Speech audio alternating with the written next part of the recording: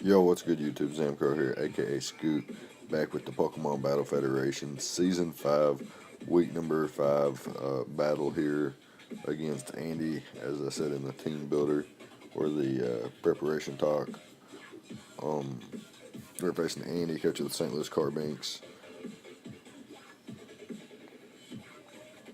Fun fact, we are both the only two coaches that have been here all 5 seasons. Pretty cool.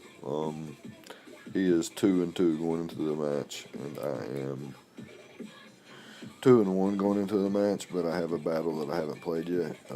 Week number 4 battle against a new team who is reformulating their team replacement coach. Going to be, I'll go over that later though. Here we need to focus on the St. Louis Carbinks because they are threatening with an underwhelming draft choice, but a threatening Mon in practice, Machamp. He's dominated the season, 6-3 plus their differential. Pretty cool.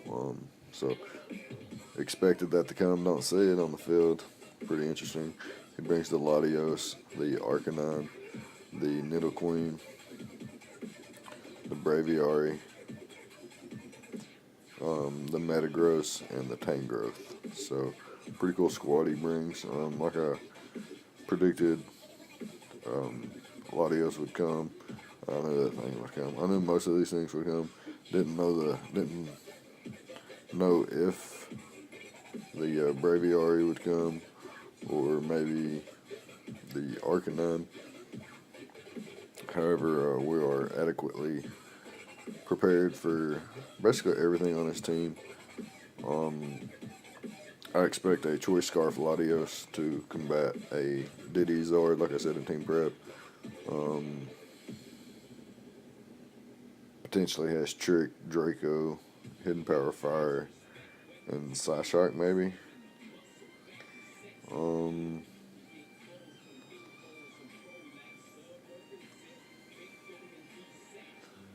Not quite sure about Arcanine. Nidoqueen I expect to have the Stealth Rocks and 3 coverage moves. Or 3 moves plus a coverage move and Flamethrower. Expect maybe a Choice Scarf Braviary. Potentially not though. Potentially more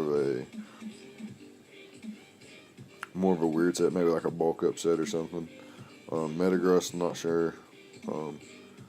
Definitely not sure what it could be. It could be like a Rock Polish set with 3 coverage moves and a Life Orb or something. Definitely not sure. Tangrowth probably an Assault Vest, maybe a Rocky Helmet, and Giga Drain. Combats Suicune really good. Expected it pretty much. But yeah, we bring the team, like I said in the prep talk, the choice band, Tapu Bulu with Woodhammer and Horn Leech as respective stab moves. Horn Leech for recovery, I guess, potentially against something like Mega Blastoise if it was to come, or like a weakened Machamp or Granbull that I could, get some health back from. And then Stone Edge, obviously for the Braviary, also mostly for the Arcanine. So there's that. And then the Mega Horn for the Latios. Also hits the Tangrowth pretty hard too, which I didn't actually realize till we got into team preview here when we started the battle. Next up is Suicune, which is just basically a defensive set with Scald, Ice Beam, Toxic, and Protect. Basically to whittle things down. Ice Beam, obviously for the Latios, Toxic, also for that, also for the Tangrowth. Also, Ice Beam is for Tangrowth as well.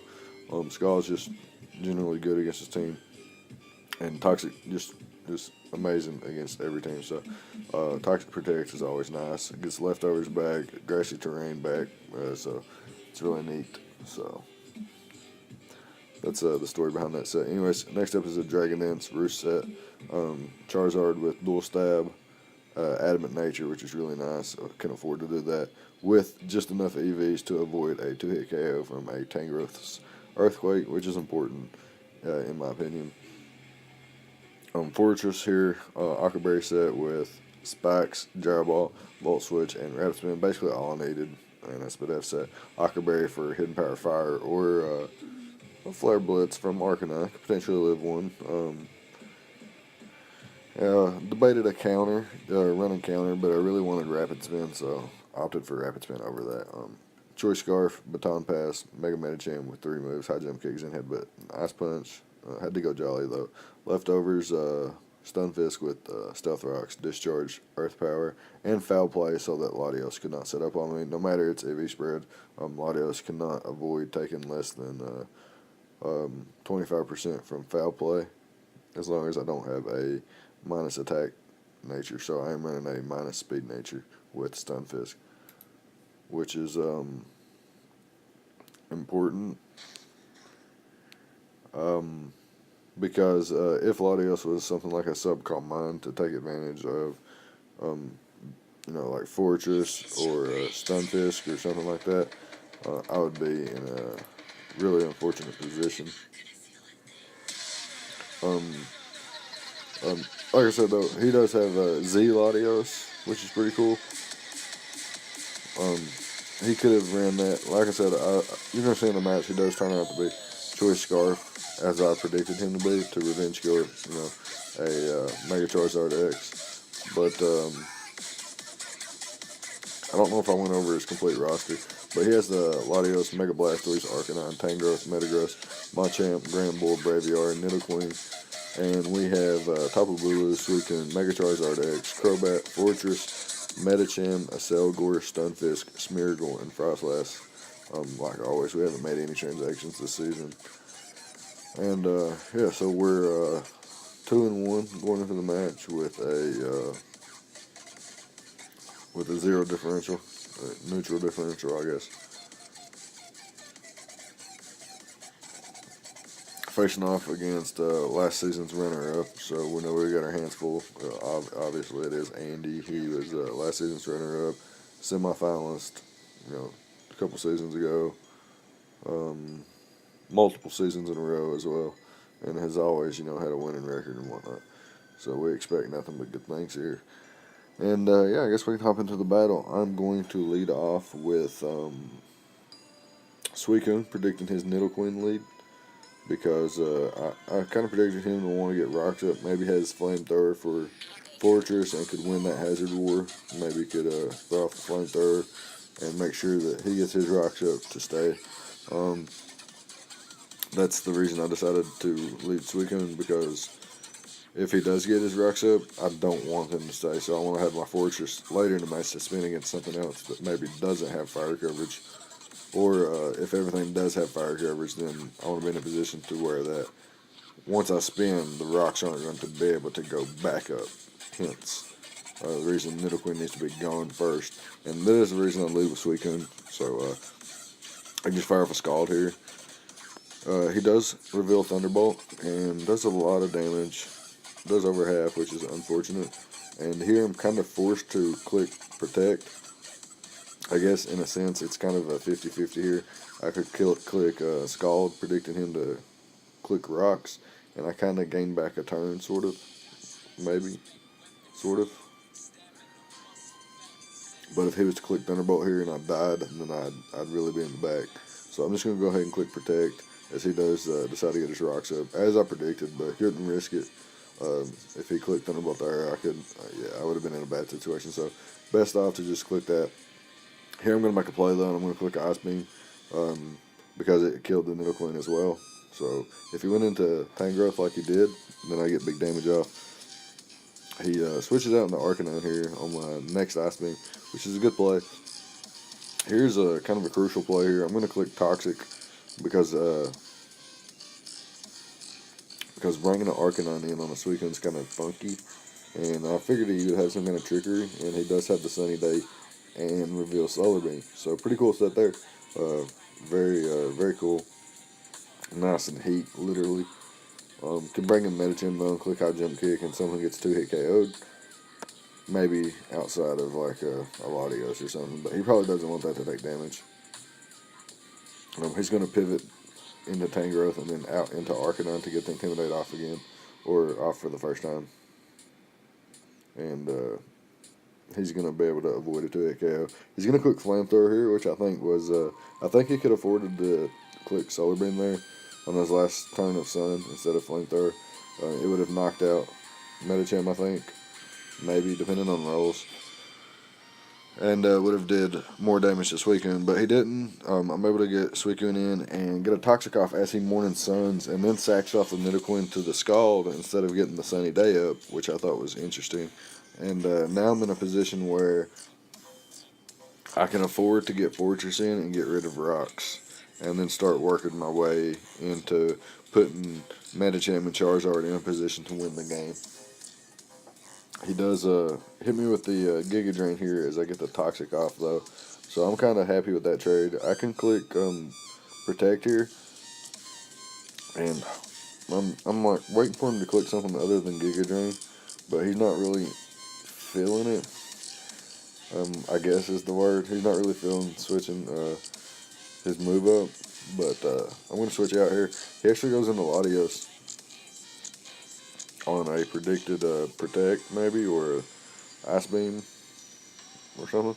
I am able to get Fortress in, Rapid Spin as he pops my Aqua Berry, and then I'm going to switch into Stunfisk. Like I said, I think this thing is choice locked, so I can bring in Stunfisk here, take 0 damage from the hidden power, and get up my rocks, which further helps my plan to get Charizard into sweeping mode, or mega, or not mega, but regular Medicham into sweeping mode. Go into Fortress here and see if he's got the hidden power Ice or the hidden power Fire. He reveals the hidden power Fire, so I can bring Charizard in here, and I can click Dragon Dance, and he can click Earthquake or Rock Slide or whatever he may have brought. Maybe Rock Slide for Crobat as well as Zard. But I'm going to click Dragon Dance here, and he's going to go into Arcanine. Now, his play here was 100% to go into Latios, and he knew that, and he knew I knew that.